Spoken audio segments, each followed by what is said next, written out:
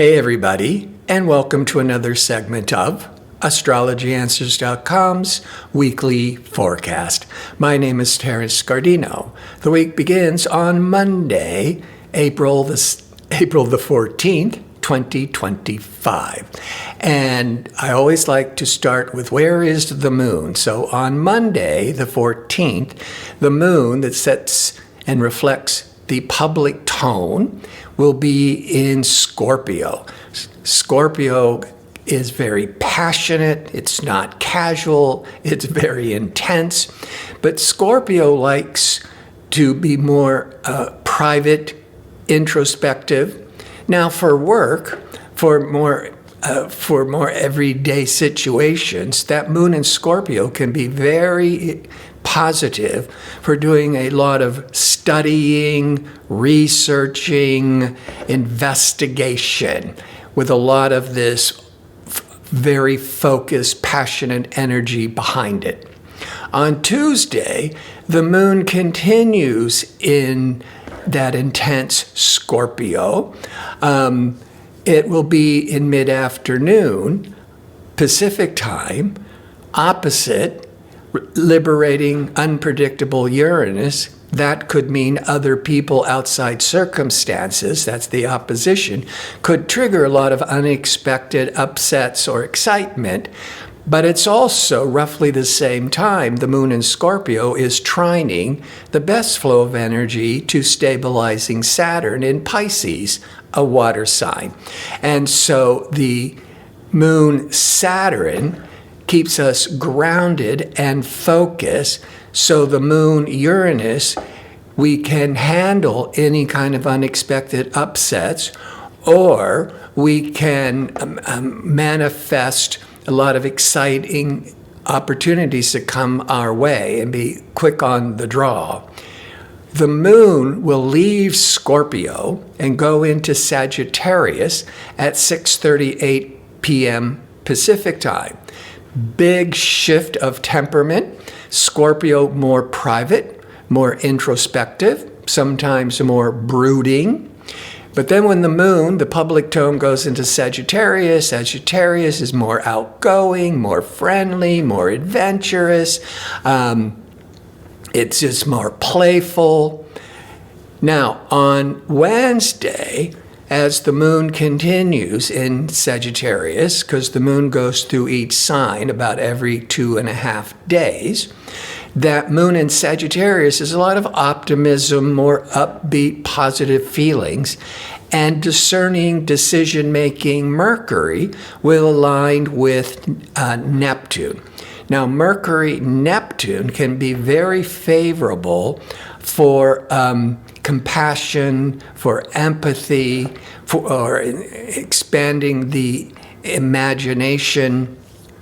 And with that moon in Sagittarius, we're feeling very optimistic. And that Mercury-Neptune can be very charitable, compassionate, and that Sagittarius influence also brings in the generosity. On Thursday, the 17th, the moon in expansive Sagittarius will be opposite expansive Jupiter. Jupiter is the planet that's associated with Sagittarius. Now, this will be around 8-9 a.m. Pacific time. This can trigger a lot of inflated expectations, a lot of optimism. Moderation is how you will progress forwards, because you got to be careful of expecting too much because you're feeling really optimistic, but then having to come back down to earth if you expect too much. By 8-9 p.m. Pacific time, the moon will be in tension with Venus. Venus is the relationships, and can also be creative, but that having the emotional bonding moon in tension with the Venus, of course, a lot of people maybe on the east coast of the United States, going into Europe, you'll all be sleeping.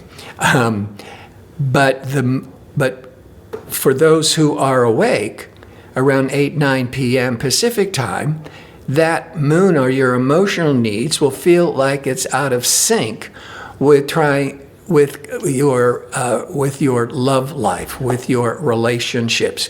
So it's only for an hour or two where you might be feeling when you're interacting with a good friend or your significant other, that you're not really on the same page.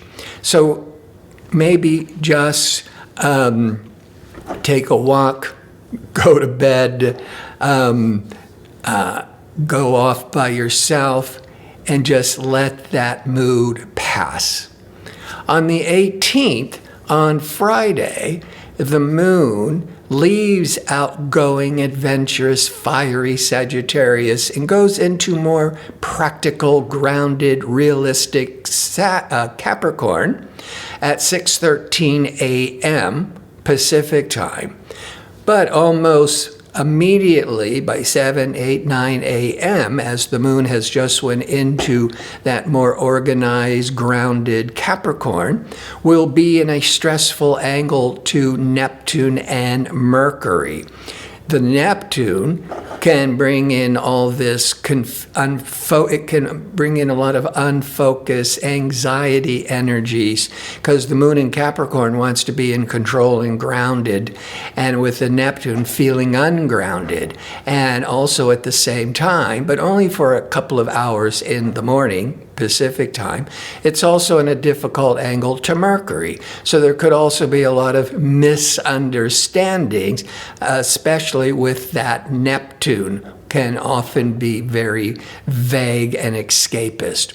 But again, it's just for maybe 2 hours. On Saturday, as the moon continues in earthy, organized, pragmatic Capricorn, the sun is entering Taurus, another earth sign. Capricorn and Taurus, an earth sign, so they're very compatible with each other. This will happen around noon Pacific time, and the sun will remain in Taurus for the next 4 weeks. Taurus is very grounding, persevering, calming. The previous 4 weeks, the sun was in Aries, ruled by Mars. So there was a lot of impulsiveness, fiery, anxious energy, high stress levels. But now, with the sun going into Taurus, there's a more calming, steady effect. And assertive Mars all day will be in harmony with Neptune. Now, Mars, think of physical energies with Neptune. And we're going into a Saturday night. Mars-Neptune could be very favorable for dancing. On a more spiritual level, because that's quality of Neptune, you might be very involved in yoga, spiritual practices. And this could be very, very, very favorable for being charitable and helpful for those in need. On Sunday, the moon in grounding, practical Capricorn will go void of course from 9:22 a.m. to 3:23 p.m. Pacific time, at which point the moon goes into Aquarius. As I've said in all my past weeks, when the moon is void of course, it's changing signs, but it's no longer making aspects to other planets until it goes into the next sign. So if it's not making any aspects, there's no energy. So it's very unproductive energies, very flat energies. So you certainly wouldn't want to be initiating any important new ventures, because the energy is not there to really sustain it in the long run. And then at 3:23 p.m. Pacific time, the moon is now in Aquarius. Aquarius looks to the future. Capricorn looks to the past. Capricorn was like, let's stay with the tried and the true and the convention. And when the moon's in Aquarius, more of this public tone is let's shake things up, let's be inventive, innovative. Now, Aquarius on a personal level represents friendships and group activities. So it could also be a lot of networking, hanging out with friends. And Venus, sociable, pleasurable Venus, will be in harmony with Uranus. Uranus is actually the planet associated with Aquarius. So Venus-Uranus throughout the day can be very favorable socially, networking, making new friendships. And Mercury, communication Mercury, will also be in harmony with Uranus, stimulating a lot of conversations, new ideas, thinking out of the box, as the Sun in Taurus will be squaring or in a hard angle to ambitious, assertive Mars. So all day you're also having that Sun-Mars, you're feeling really ambitious and aggressive and assertive. This could best be, that energy could be best channeled through exercising. But with the moon in Aquarius, ruling friendships and group activities, and Venus with Uranus, Mercury with Uranus, it can certainly be a very social time, especially after the moon goes into Aquarius. I want to thank you for tuning in. I hope to see you next week with my next segment. Until then, be safe and well.